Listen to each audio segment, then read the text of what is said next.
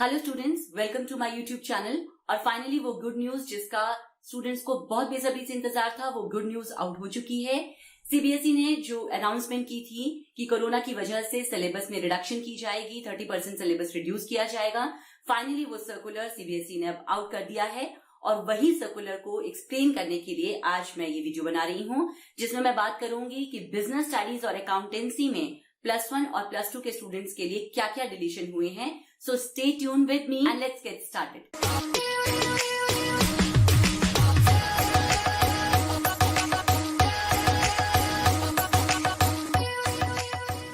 सबसे पहले मैं बात करूंगी क्लास 11 बिजनेस स्टडीज की। 11 बिजनेस स्टडीज में चैप्टर 1 में कोई चेंज नहीं है, लेकिन चैप्टर 2 में आपका एक टॉपिक था choice of the forms of business organisation.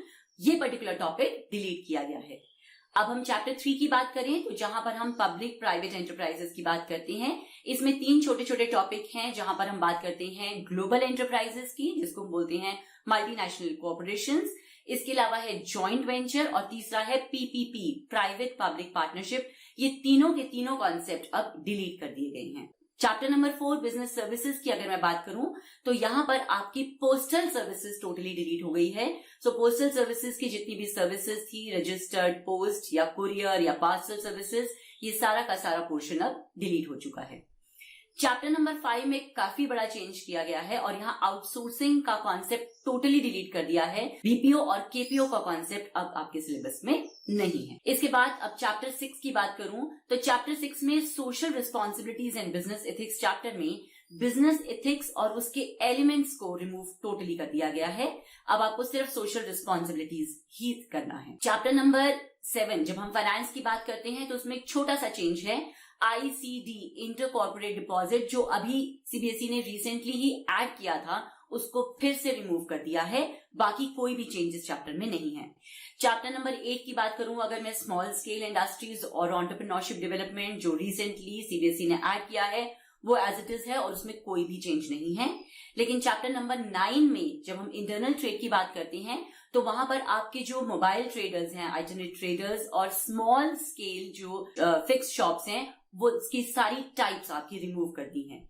जब मैं यहाँ स्मॉल स्केल की बात कर रही हूं तो दैट मीन्स आपका डिपार्टमेंटल स्टोर और चेन स्टोर अभी भी आपके सिलेबस में है, लेकिन जो फिक्स शॉप्स हैं आपकी स्मॉल स्केल पर, वो सिलेबस से आउट हो चुकी हैं। एक और चीज जो आपकी इंटरनल ट्रेड में डिलीट हुई है वो है जीएसटी का कॉन्सेप्ट, जो अभी सीबीएसई ने कुछ टाइम पहले ही इंट्रोड्यूस किया था। चैप्टर नंबर 10 में बहुत बड़ा चेंज किया गया है और चैप्टर नंबर 10 में अब आपका एक्सपोर्ट ट्रेड और इंपोर्ट ट्रेड टोटली डिलीट कर दिया है। इनका प्रोसीजर अब सिलेबस में नहीं है।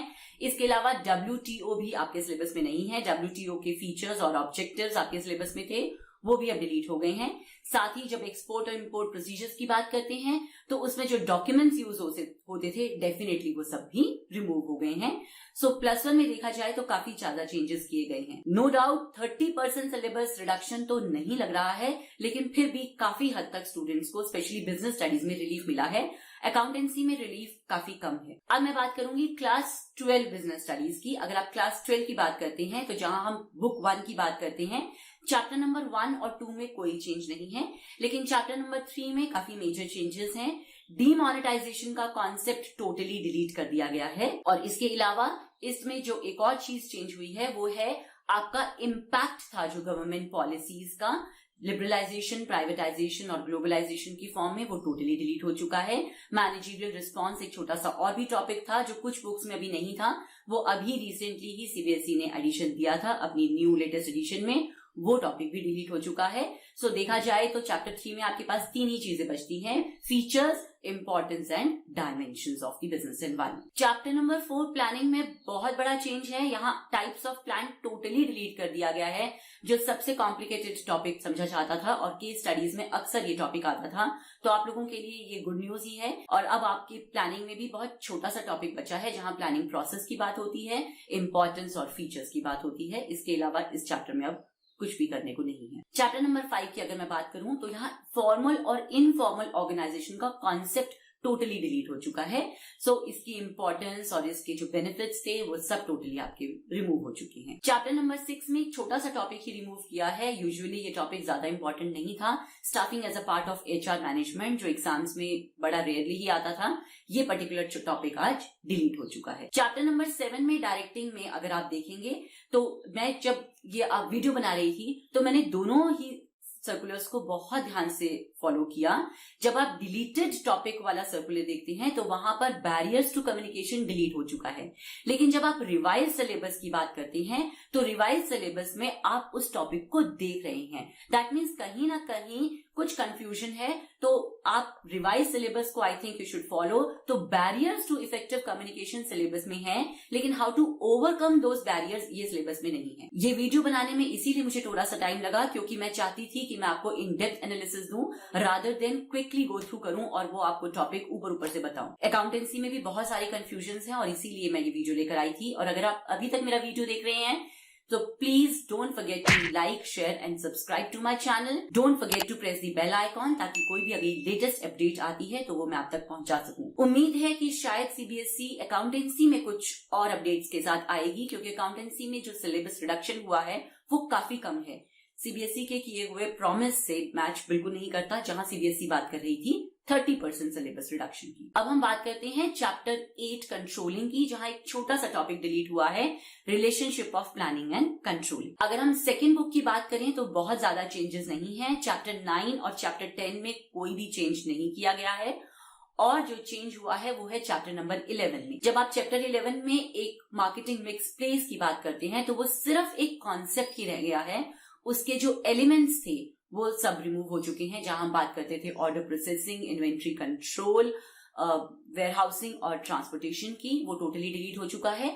और चैनल्स ऑफ डिस्ट्रीब्यूशन, जहां हम बात करते थे 0 चैनल, 1, 2 एंड 3 चैनल, वो सारा का सारा आपके सिलेबस से डिलीट हो चुका है। इसके बाद चैप्टर नंबर 12 में 2 टॉपिक्स डिलीट हुए हैं, और फर्स्ट टॉपिक है importance of consumer protection from the point of view of the business and the point of view of the customers. ये दोनों का दोनों टॉपिक डिलीट हो गए हैं। और एक और टॉपिक है जो डिलीट हुआ है, वो है role of NGOs in creating the consumer awareness. So business studies के लिए तो स्टूडेंट्स के लिए ये गुड न्यूज ही है। सो आप लोगों को इन टॉपिक्स को जो भी डिलीट हुए हैं इनको हल्का सा गो थ्रू शायद आपके स्कूल्स में जब आपको सिलेबस करवाया जाए तो थोड़ा बहुत करवाएंगे, क्योंकि खासकर जब आप प्रोजेक्ट बनाते हैं तो आपको थोड़ी बहुत नॉलेज होनी बहुत जरूरी है। लेकिन एग्जामिनेशन के पॉइंट ऑफ व्यू से, जब आप इसको लर्न करने के पॉइंट ऑफ व्यू से, ये टॉपिक अब आप बिल्कुल भी नहीं करेंगे। अब मैं बात करूंगी अकाउंटेंसी की। अकाउंटेंसी में थोड़ा सा डिसअपॉइंटमेंट स्टूडेंट्स को जरूर रहा है, क्योंकि सिलेबस में बहुत ज्यादा रिडक्शन नहीं है। स्पेशली क्लास 12 में बहुत ज्यादा रिलीफ नहीं मिला है। सो स्टार्ट करते हैं क्लास 11 से। क्लास 11 में जब हम बात करते हैं तो बैंक रिकंसिलिएशन स्टेटमेंट में आपका एडजस्टेड कैश बुक वाला पर्टिकुलर टॉपिक आपका डिलीट हो चुका है। बिल्स ऑफ एक्सचेंज की बात करें तो बिल्स ऑफ एक्सचेंज में 2 छोटे छोटे टॉपिक्स डिलीट हुए हैं। एक तो था जब आप रिटायरिंग अ बिल अंडर रिबेट, इसकी एंट्रीज अब आपको नहीं करनी है, और दूसरा था रिन्यूअल ऑफ बिल। ये दोनों के दोनों टॉपिक्स डिलीट हो चुके हैं। इसके बाद आता है आपका single entry system. Single entry system में आपके 2 मेथड्स थे। जो पहला मेथड है जिसमें स्टेटमेंट ऑफ अफेयर्स के थ्रू आप प्रॉफिट एंड लॉस को कैलकुलेट करते हैं, सिर्फ वही टॉपिक अब आपके सिलेबस में है। दूसरा टॉपिक आपके सिलेबस में नहीं है, सो अब आपको बैलेंस शीट एंड ऑल नहीं करना है। अब मैं बात करूंगी, इसमें एक और चैप्टर है जहां आपका कंप्यूटर में अकाउंटिंग की बात होती है। यहाँ थोड़ा सा वेगनेस जरूर दिया है CBSE ने, बहुत क्लैरिटी नहीं है, लेकिन अगर आप इसका रिवाइज सिलेबस देखते हैं तो आपको क्लैरिटी आ जाती है। और यहाँ पर CBSE ने क्या किया है, जब हम अकाउंटिंग की बात करते हैं तो जो बेसिक इन्फॉर्मेशन है अकाउंटिंग की, जहां उसके एलिमेंट्स की बात कर रहे हैं, एलिमेंट्स ऑफ कंप्यूटर्स की बात कर रहे हैं, लिमिटेशंस की बात कर रहे हैं, ये पर्टिकुलर टॉपिक आपके सिलेबस में है। या जहां हम बात करते हैं अकाउंटिंग इन्फॉर्मेशन सिस्टम की, वो भी आपके सिलेबस में है। यहाँ डिलीशन कहाँ हुआ है, जब आप सॉफ्टवेयर की बात करते हैं तो सॉफ्टवेयर अब आपके सिलेबस में नहीं है। इसके बाद आपका आता है ऑटोमेशन। ऑटोमेशन का जब कॉन्सेप्ट आपके सिलेबस में है, लेकिन जो ऑटोमेशन के आगे स्टेजेस थी वो आपके सिलेबस में नहीं है। लेकिन यहाँ एक बात और है, जब CBSE ये मेंशन करती है तो उसने एक छोटा सा नोट दे रखा है, और उस नोट में वो ये कहती है कि जो बेसिक आउटकम या लर्निंग आउटकम्स होंगे वो इस पर्टिकुलर टॉपिक के वो ये होंगे कि CBSE ये जांचना चाहती है कि बच्चों को जनरेशन ऑफ अकाउंटिंग रिपोर्ट्स भी समझ में आ जाए और रिपोर्टिंग भी। तो इसका मतलब कहीं ना कहीं जो आपको हल्का सा बेसिक कॉन्सेप्ट डिलीटेड पोर्शन का जरूर समझाया जाएगा क्लास में। क्लास 12 में अगर बात करूं तो क्लास 12 में बहुत सारे चेंजेस नहीं किए गए हैं। अगर हम बात करते हैं पार्टनरशिप की, एडमिशन के केस में जहां आप एडजस्टमेंट्स करते थे on the basis of new partner, या न्यू पार्टनर जो है वो प्रोपोर्शनेट कैपिटल आएगा on the basis of old partner, वो सारी एडजस्टमेंट्स ऑफ कैपिटल जो थोड़ा सा टेक्निकल पोर्शन था वो अब डिलीट हो चुका है, और उसके बेसिस पर जो बैलेंस शीट में चेंजेस आते थे वो आपको नहीं करने हैं, और पार्टनर्स का कैपिटल अकाउंट इसके बेसिस पे एडजस्ट नहीं होगा। सेम वे में बात करूंगी आपकी रिटायरमेंट की। रिटायरमेंट में अगेन आप पार्टनर्स की कैपिटल को जो एडजस्टमेंट करते थे that is for sure totally deleted, और यहाँ पार्टनर का जो आप लोन बनाते थे, रिटायरिंग पार्टनर का लोन अकाउंट, वो अकाउंट भी आपके सिलेबस में नहीं है। यस, रिटायरिंग पार्टनर का शेयर कैलकुलेट करके आप उसे देंगे और बैलेंस शीट डेफिनेटली आपको करनी है। इसके बाद आता है डेथ वाला चैप्टर। डेथ वाले चैप्टर में भी आपका बैलेंस शीट जरूर है, आपका जो पार्टनर डिसीज्ड है उसका आप शेयर जरूर कैलकुलेट करेंगे, वो आपके सिलेबस में है, लेकिन जो आप उसके एग्जीक्यूटर का अकाउंट बनाते थे वो अब आपके सिलेबस में नहीं है। सो प्लीज यहां आप कंफ्यूज मत हो, और सिर्फ उन्हीं पर्टिकुलर टॉपिक्स को, इट मींस आपको कंप्लीट चैप्टर करना है, लेकिन कुछ एडजस्टमेंट्स आपकी डिलीट हो गई हैं इन तीनों ही चैप्टर्स में, दैट इज रिटायरमेंट या डेथ की बात करें, या हम बात करते हैं एडमिशन। अब मैं बात करूंगी डिबेंचर्स की।